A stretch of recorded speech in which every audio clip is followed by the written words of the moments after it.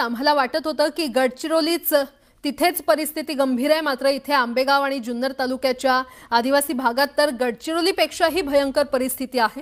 दरम्यान दोन्ही तालुके मी दत्तक घेतो आणि टप्प्याटप्प्याने या तालुक्यांचा विकास करतो असं आदिवासी मंत्री अशोक उईके यांनी म्हटलेलं आहे।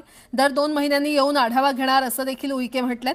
आंबेगाव आणि जुन्नर तालुक्यातील पाण्याचा प्रश्न सोडवण्यासाठी लवकरच आढावा बैठक बोलवणार असून त्यात संबंधित विभागाचे सचिव आणि दोन्ही तालुक्यांच्या आमदारांनाही बोलवणार असं उईके म्हटलेत।